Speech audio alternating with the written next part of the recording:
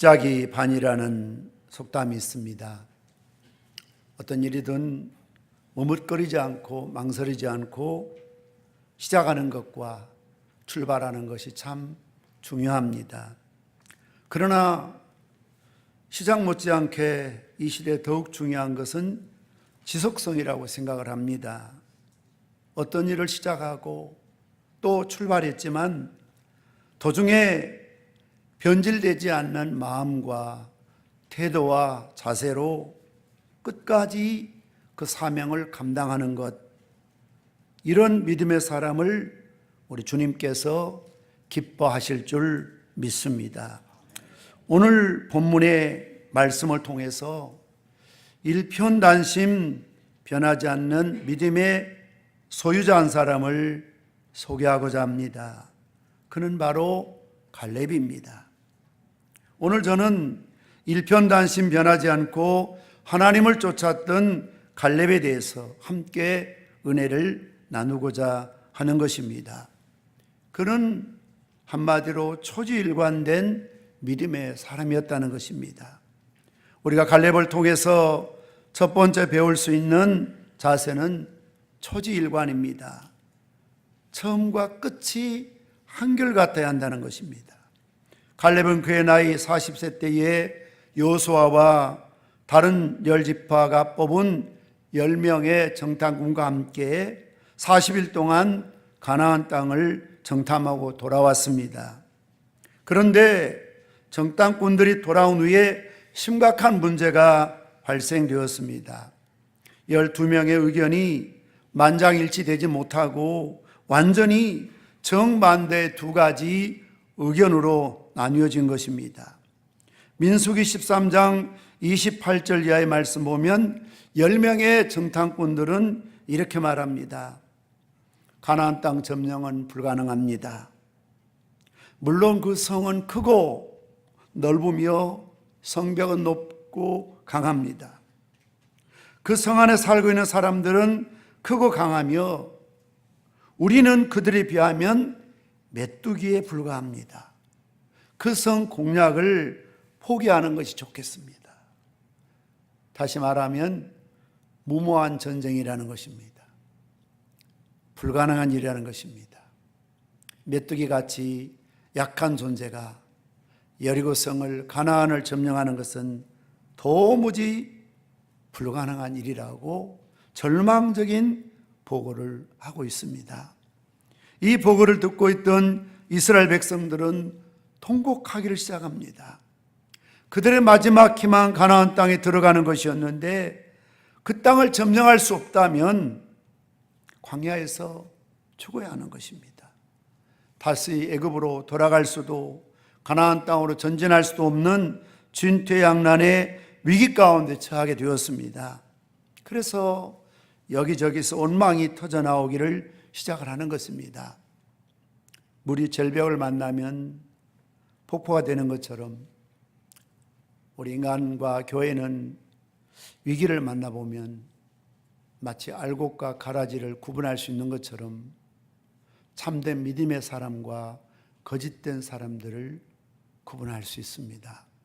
이 위기 앞에서, 절망 앞에서 10사람은 불평하고 원망하고 모세를 탓하고 누군가에게 책임을 전가했지만 그러나 그렇지 않는 두 사람이 등장합니다.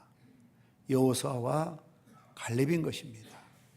그들은 이렇게 흥분한 백성들을 설득하고 있습니다. 민수기 13장 30절 말씀 보시면 저들 10명의 보고가 사실입니다.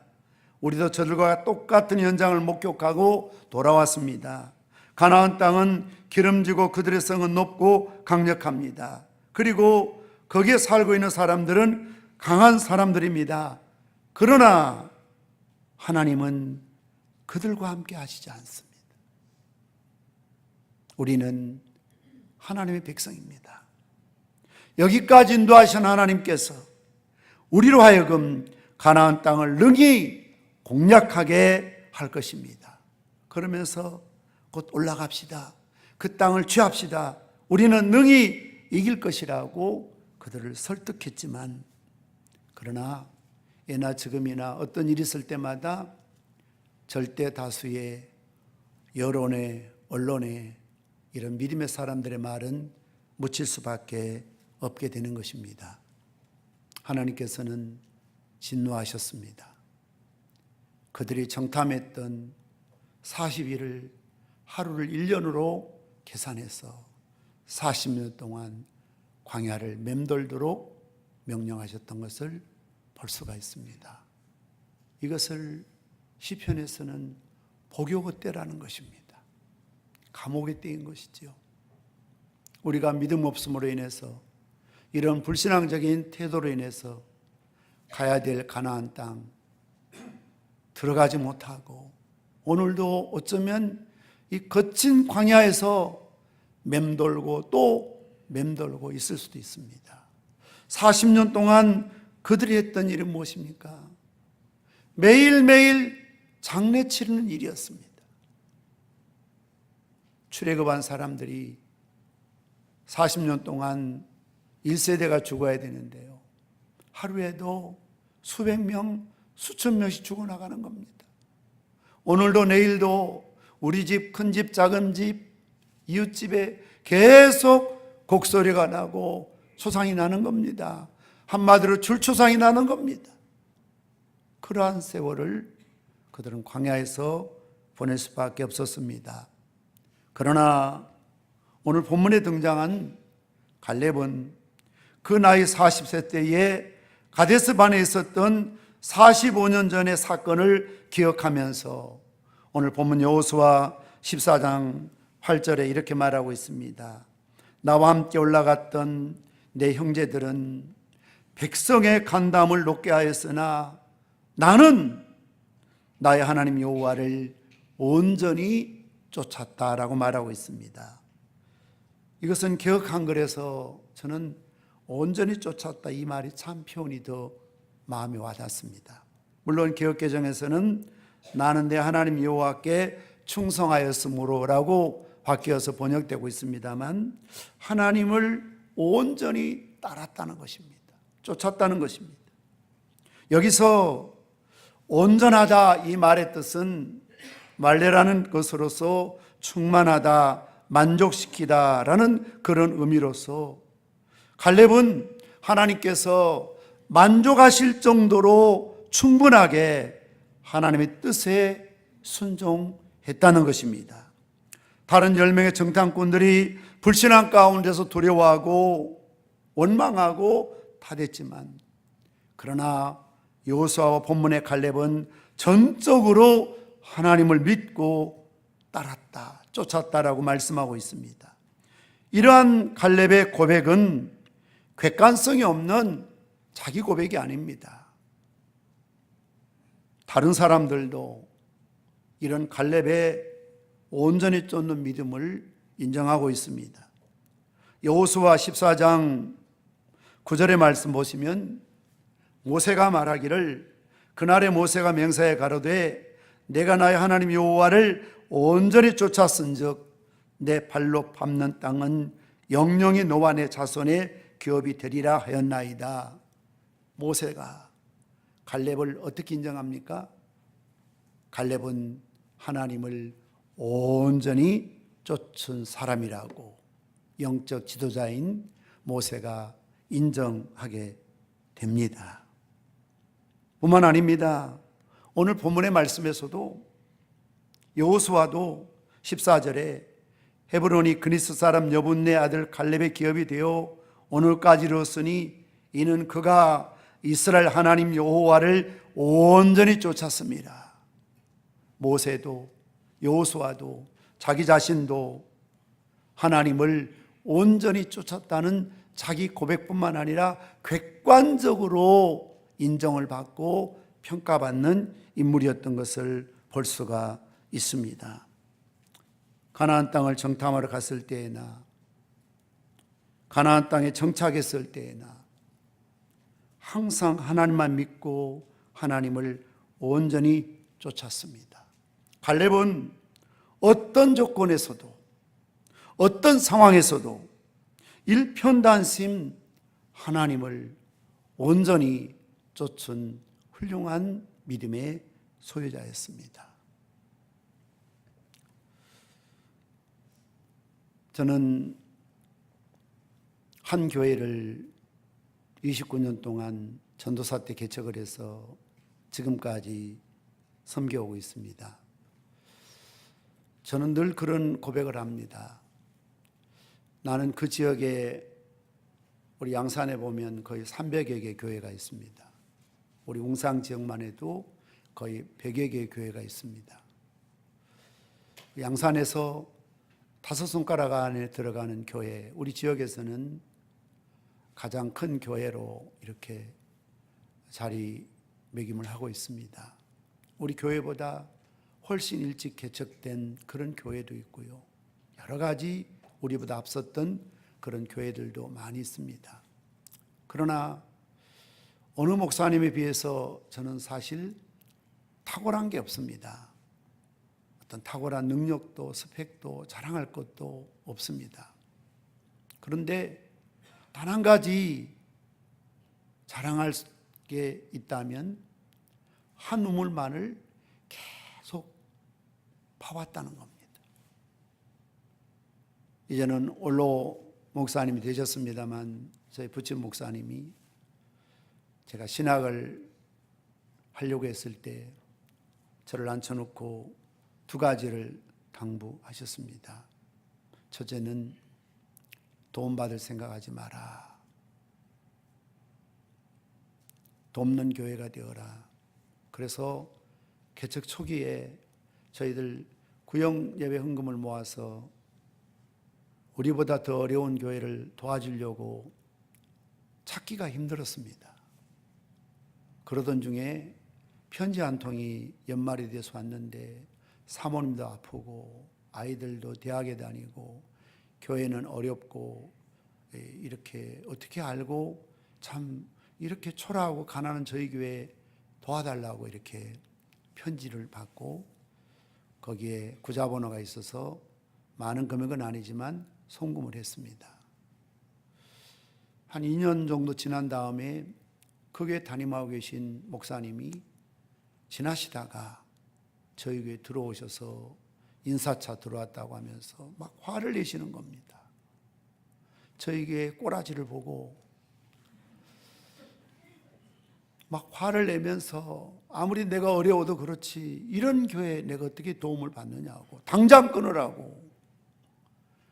우리가 어렵긴 하지만 우리는 땅도 있고 건물도 있고 교인도 좀 있는데 와서 보니까 이건 교회라고 할 수가 없고 폐가 된 그런 모습이니까요.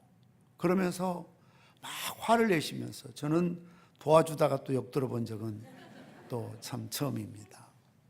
뭐 고맙다는 말도 없고요.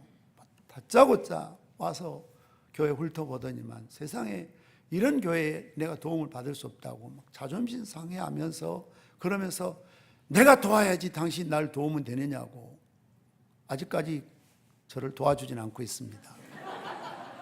저는 그래서 도와줄 줄 알았거든요.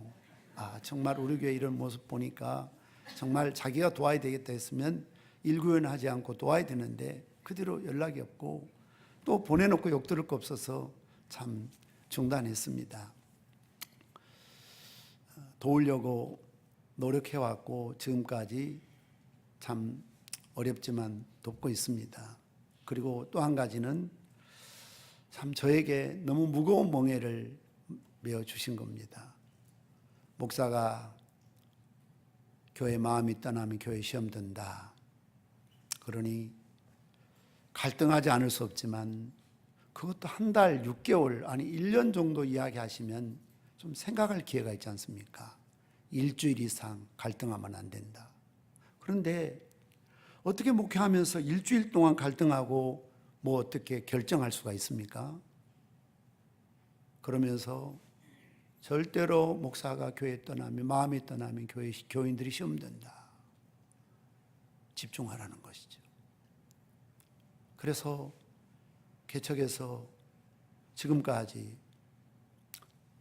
때로는 그런 갈등이 왜 저에게도 없겠습니까만 그런 게 있었지만 정말 일주일 안에 마음 정리하고 집중하고 배수진을 치고, 저는 정말 교회가 허락한다면 이 교회에 뼈를 묻겠다는 그런 각오로 한 우물만 파고 왔습니다. 그래서 저희 노회에서 목사 후배생이라고 하거든요. 신학교 가면.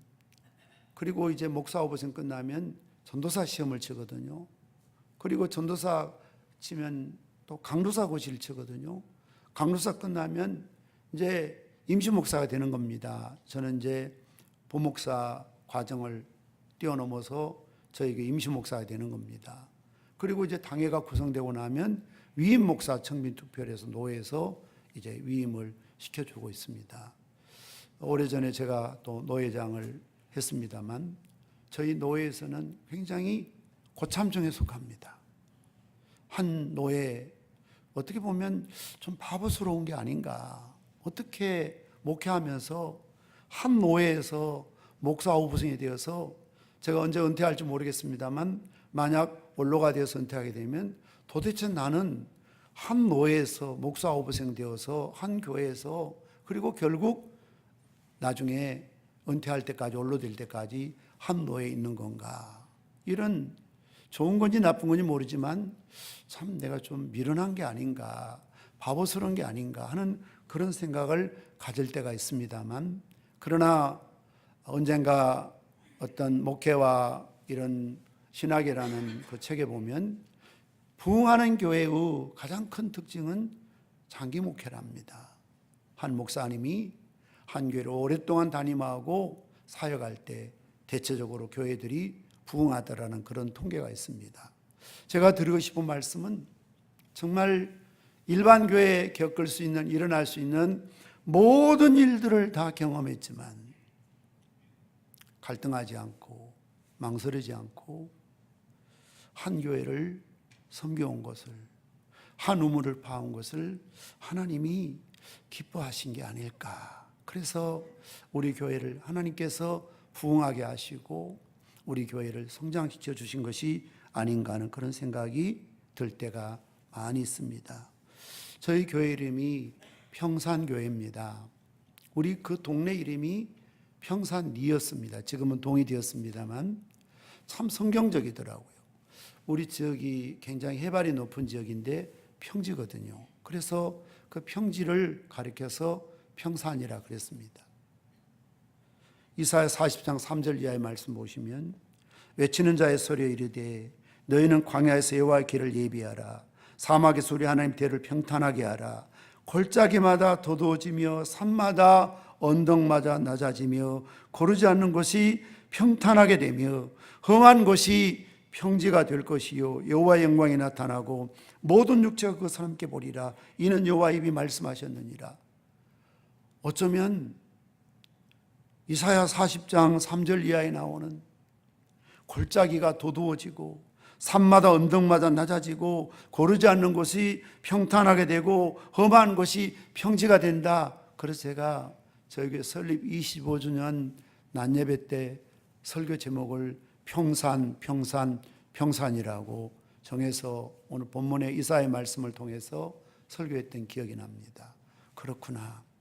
높은 산이 낮아지고 골짜기가 도도해지고 평탄하게 되며 험한 곳이 평지가 되는 것. 그래서 정말 주님 오실 길을 예비하는 그런 교회가 되었으면 좋겠다는 생각이 들어서, 사실 그때는 덕계라고 하면 알지만 평산이라고 하면 몰랐습니다. 저희 교회가 최초로 평산교회를 쓰고 나니까 평산 주유소도 생기고 평산 초등학교도 생기고 평산 또 동사무소도 생기고 평산 이름이 이제 많이 알려졌습니다. 참 희한한 것은요, 원래 그 지역이 이 강을 중심으로 덕계동이 시작할 때는 큰 동이었거든요. 그런데 뭐 제가 그렇게 생각해서 그런지 모르지만 허벌판인 그곳에 우리 평산교회가 들어오면서 아파트가 들어와서요, 지금은 그 동네 저희가 80%, 덕계동은 20%밖에 주인받게 되지 않아요. 그래서 저희 교회에 나오는 모든 교인들 대부분이 평산동이라는 주소를 갖고 있습니다. 얼마나 귀하고 아름다운 이름인데요. 요즘은 제가 교회 이름을 좀 바꿔볼까 하는 생각이 듭니다. 평생교회로.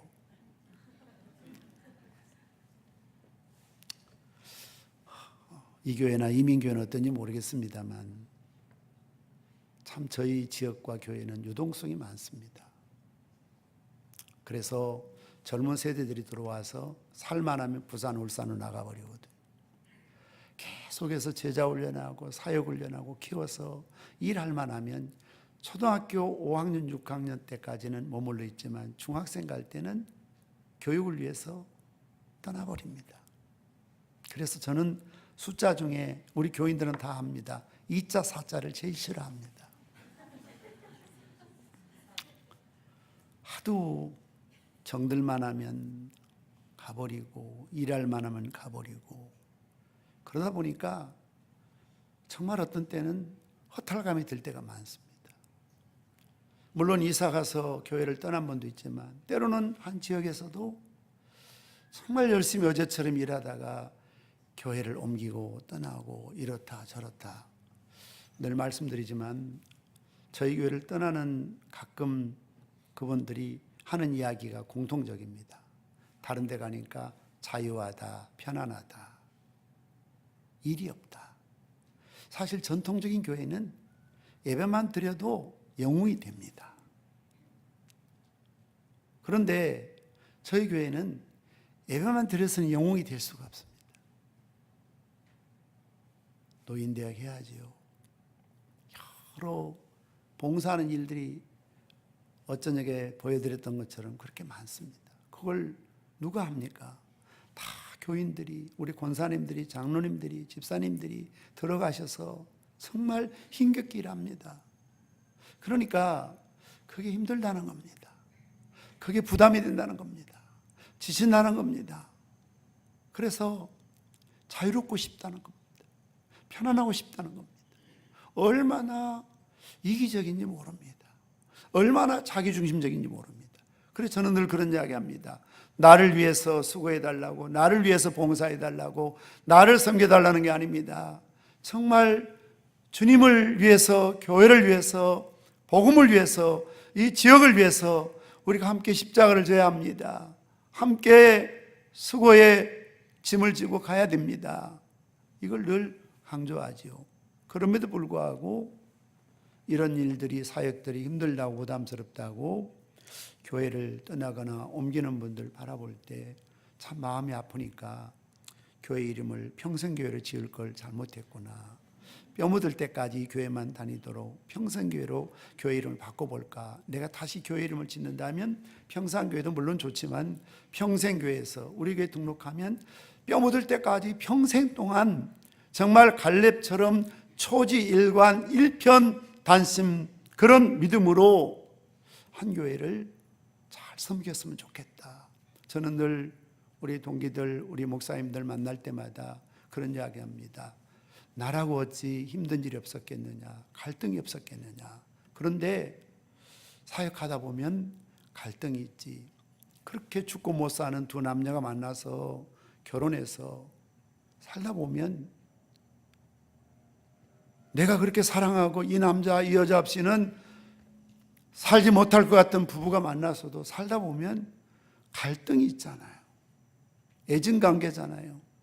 어떤 때는 한없이 사랑스럽고 예쁘고 존경스럽지만 어떤 때는 그렇게 세상에서 가장 밉고 보기도 싫고, 우리 교회 어떤 집사님이 참 부부간의 인고 부부인데 그래도 가끔 싸우면 그 집사님이 하신 일이 뭔 줄 아세요?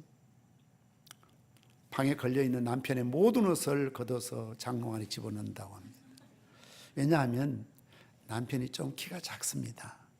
그러니까 바지가 자기 말 맞다는 요만큼밖에 안 된다는 거예요. 그게 꼴보기 싫다는 거예요. 그러니까 사람이 미워지면 아무렇지도 않게 보이던 바지도 짜리하게 보이니까 막 꼴보기 싫으니까 걷어가지고 장롱 안에 집어넣는데요. 또 감정이 풀리면 아무 일 없는 것처럼 다시 갖다 걸어놓고.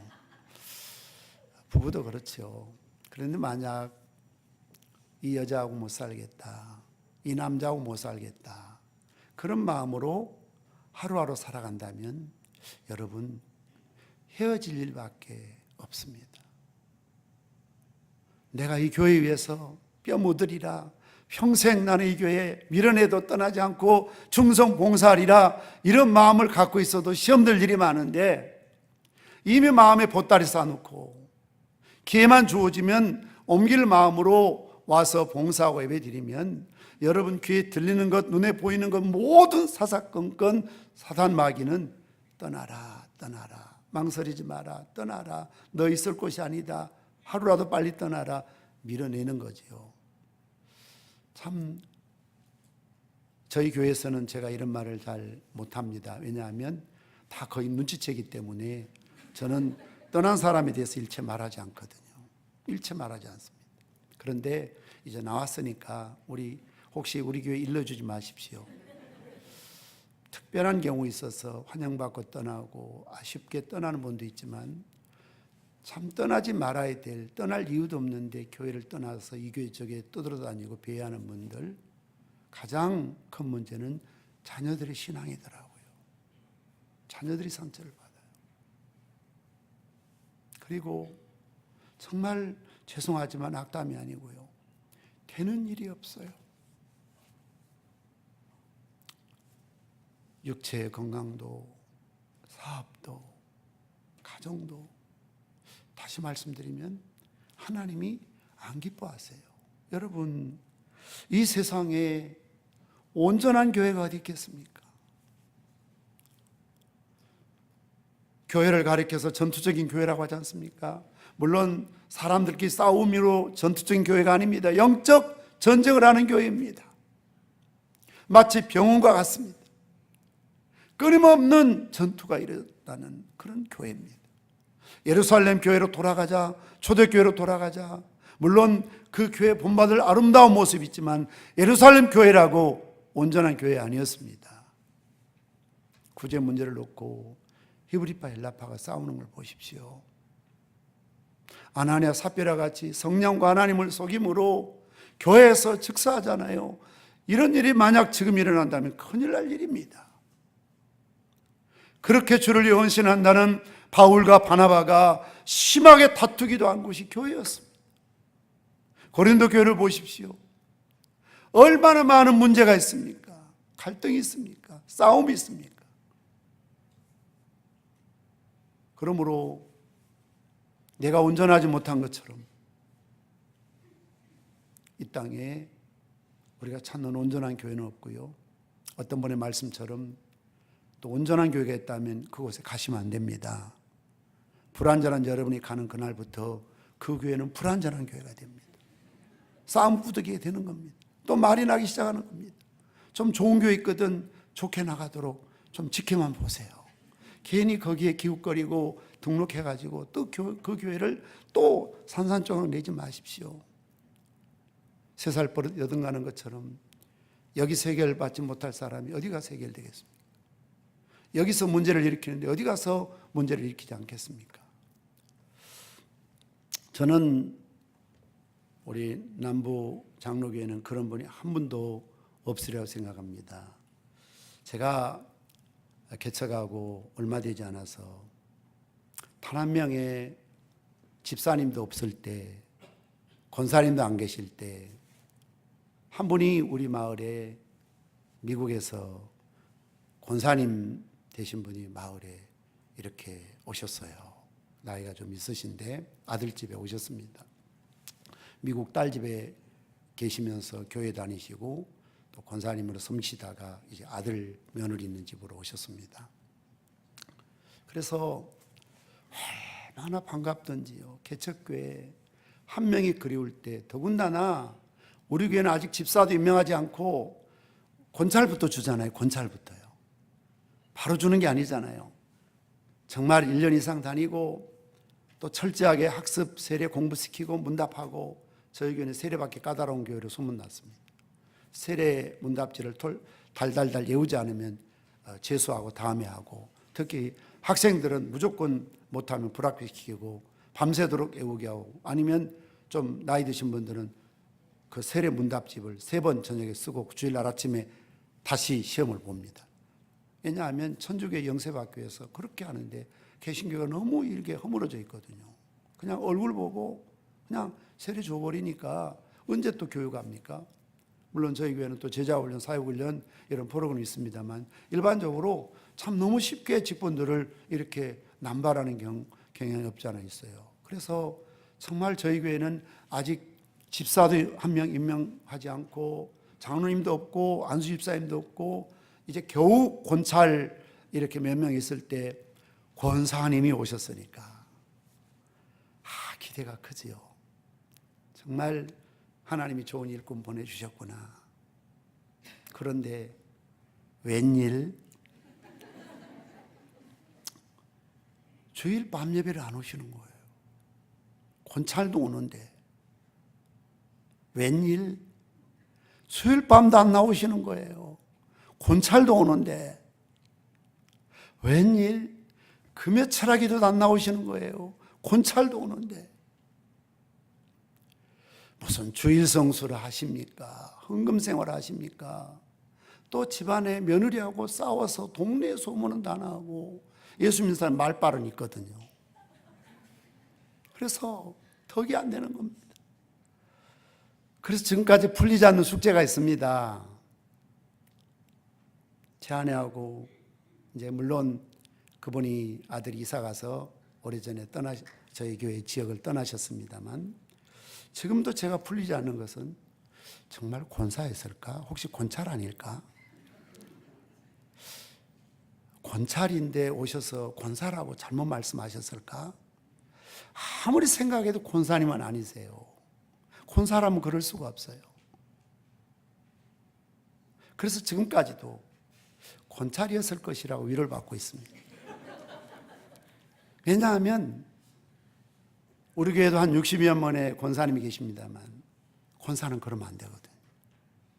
정말 큰일 나거든요. 그래서 지금도 권찰이었을 거다. 권사는 아니셨을 거야. 아무리 이민교회 내가 잘 모르지만 미국 교회지만 한인교회지만 그래도 아무나 권사 줬겠나. 다 투표해서 다 검증된 사람이 권사 받고 할 텐데 권찰이었을 거야. 지금도 저는 그렇게 생각하고 권찰 같으면 이해할 수 있다. 권찰이니까 뭐 수예배도 없고 절야도 없고 뭐 봉사도 없고 헌금 생활도 없고 뭐 주일도 없는 거지. 권사님이라면 그럴 수 없지. 그래서 안 되지. 그런 생각을 갖습니다. 우리 남부 장로교회는 권찰 같은 권사님 없을 줄 믿습니다. 좀 대답이 거시기하다, 그죠? 예. 권찰 같은 권사님 계시면 안 돼요.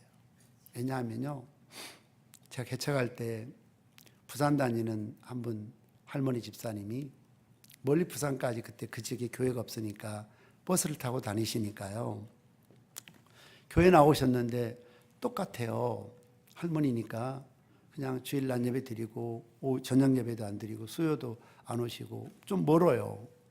제가 그분께 부탁을 드렸습니다. 집사님, 저를 좀 도와주세요. 우리 교회 참 유일한 집사님이신데 좋은 모델이 되어 주셔야 됩니다. 항상 첫 단추 앞선 선임이 중요하거든요. 길을 갈 때도 산을 갈 때도 앞선 사람이 가는 대로 따라가거든요. 그래서 제가 부탁했습니다. 다른 건 제가 부담드리지 않을 테니까 저를 좀 도와주셔야 되는데 새벽 기도에 빠지지 말아주시고 수예배에 빠지지 말아주시고 철야에 빠지지 말아주시고 구역예배에 빠지지 말아주세요. 그것만 하시면 정말 고맙겠습니다. 절 좀 도와주십시오. 여러분, 막대기 하나가 아무 힘이 없는 것처럼 보이지만 큰 물통을 휘야함을 져서 보십시오. 처음에는 미동도 하지 않지만 계속해서 한 방향으로 이 막대기를 잡아 돌리면 그 물통에 있는 모든 물들이 잡아 따라서 돌잖아요. 한 사람. 한 사람의 역할. 특히 앞선 사람의 역할. 얼마나 중요한지 모릅니다. 그래서 그분은 지금 명예권사님 되셨습니다만 정말 감사하게도 알겠다고, 내가 헌금은 하지 못하지만 그 일은 왜 못하겠느냐고. 그래서 그 다음부터요, 그분이 새벽 기도 한번 빠진 적이 없습니다. 수요 예배, 주일 예배, 구역 예배, 철학 기도에 한 번도 빠진 적이 없습니다. 지금도 저는 정말 그분을 생각할 때마다 늘 감사하지요. 아, 교회는 이렇게 다니는 거야. 집사는 이렇게 믿는 거야. 장로님은, 안수희 집사는, 권사는 이렇게 봉사하는 거야. 좋은 모델이죠. 왜냐하면요, 우리 목사님들도 장로님이나 권사님이나 집사님 못지않게 일하고 봉사하지만 다 그러시잖아요. 목사니까, 사모니까 당연하지. 그래서 평신도 장로님이 직장 갖고 일하고 똑같은 조건에 있으면서 남달의 교회 봉사할 때 앞에서 천마디 만마디 설교하는 것보다 훨씬 더 도전을 받거든요. 훨씬 더 선한 영향력을 끼칠 수가 있거든요. 초지일관, 변함없는 일편단심, 온전히 여호와를 쫓았던 갈렙과 같이 하나님 앞에 온전히 일편단심 민들레와 같이 충성 봉사하시기를 바랍니다. 벤자민 디슬레이는 말하기를 성공의 비결은 목적을 향해 시종일관하는 것이라고 그랬습니다. 비가 와도 바람이 불어도 일편단심, 변하지 않았던 갈렙과 같은 믿음의 사람들이 되어야 됩니다. 고난의 밤이 몰려와도 잘 나가는 낮이 주어져도 갈렙과 같이 초지일관, 어려울 때 겸손하고 기도하던 사람이 먹고 살만하고 돈 갖고 생활할 만하니까 하나님을 등지지 않고 부할 때나 비천할 때나 건강할 때나 병들었을 때에도 초지일관, 자타가 공인하는 믿음의 사람 되시기를 주님의 이름으로 축원합니다. 두 번째 우리가 갈렙에게 분봐야 될 것은 담대한 용기입니다. 갈렙은 비전의 땅인 가나안을 남부에서 북부에서 공략했지만 아직까지 탈환하지 못한 헤브론 산지가 있다는 것을 알았습니다. 거기에는 아낙 자손들이 버티고 있었습니다. 그래서 네피림 후손인 아낙 자손이 거인들이 그곳에 살고 있었습니다. 스스로 생각하기에도 메뚜기와 같은 그런 존재라고 느낄 만큼 자이언트 거인들이었습니다. 그럼에도 불구하고 오늘 갈렙은 여호수아를 찾아와서 뭐라고 말합니까? 그날에 여호와께서 말씀하신 이 산지를 지금 내게 주소서. 당신도 그날에 들으셨거니와 그곳에는 아낙 사람이 있고 그 성읍은 크고 견고할지라도 우리 한번 받아서 합시다. 여호와께서 나와 함께 하시면 내가 여호와께서 말씀하신 대로 그들을 쫓아내리이다.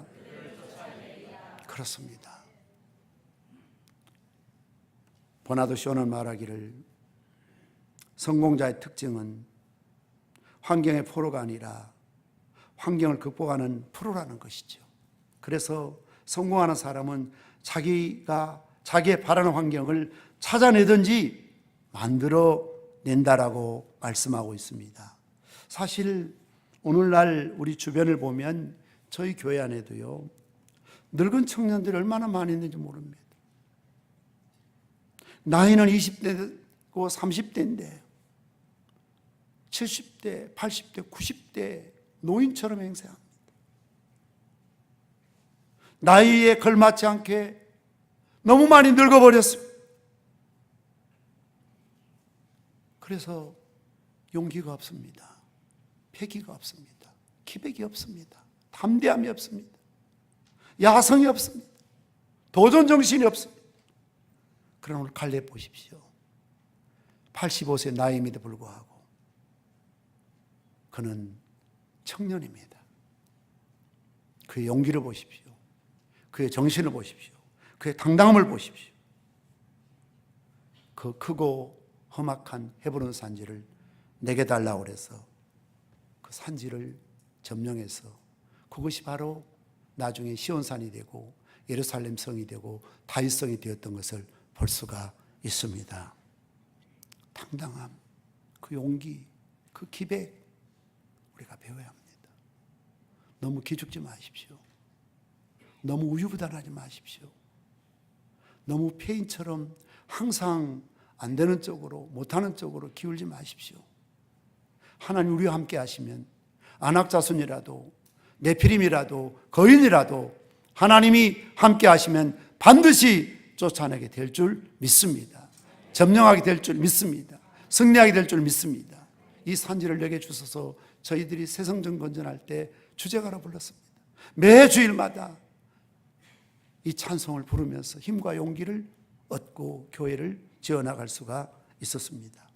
이러한 갈렙에게 오늘 하나님 주신 4가지의 놀라운 축복이 있습니다. 민수기 14장 24절 말씀 보시면 그러나 내 종 갈렙은 그 마음이 그들과 달라서 나를 온전히 따랐은즉 그가 갔던 땅으로 내가 그를 인도하여 드리니 그의 자손이 그 땅을 차지하리라. 첫 번째는 하나님이 그를 인도하셨다. 전생애를 하나님이 인도해 주셨음을 믿습니다. 두 번째는 약속의 땅, 가나안 땅뿐만 아니라 헤브론 산지를 아브라함이 돈 주고 산 산이었거든요. 그 산지를 다시 찾게 되는, 약속의 땅을 차지하게 되는 영광을 하나님께서 허락해 주셨습니다. 세 번째는 강건의 복을 받았습니다. 오늘 본문 11절 말씀 보시면 모세가 나를 보낸 날과 같이 40년 전의 이야기를 말하고 있습니다. 내가 여전히 강건하니 그 힘이 그때나 지금이나 같아서 싸움이나 출입에 감당할 수 있습니다. 우리가 열심히 주를 위해 섬기면 건강 또한 책임져 주실 줄 믿습니다. 헌신하십시오. 충성하십시오. 하나님이 내 건강 책임져 주시고 회복시켜 주실 줄 믿습니다. 마지막 4번째는 그 땅에 전쟁이 그치고 평화의 시대가 도래했다는 것입니다. 그래서 헤브론 옛 이름은 기랏 아르바라. 아르바는 아낙 사람 가운데서 가장 큰 사람이었더라. 그리고 그 땅의 전쟁이 그쳤더라. 아낙 자손은 거친 사람들입니다. 사나운 사람들입니다. 그럼에도 불구하고 갈렙이 그 땅을 점령한 이후에 전쟁이 그치고 평화의 시대가 주어졌다라고 말씀하고 있습니다. 이처럼 갈렙은 온전히 일편단심 용기를 갖고 주님을 따르고 쫓았기 때문에 하나님께서 이런 4가지의 놀라운 축복들을 허락해 주셨음을 믿습니다. 이 자리에 함께한 우리 모든 성도 여러분들이 갈렙이 받았던 이런 축복을 받아 누리시기를 주님의 이름으로 축원합니다. 기도하시겠습니다.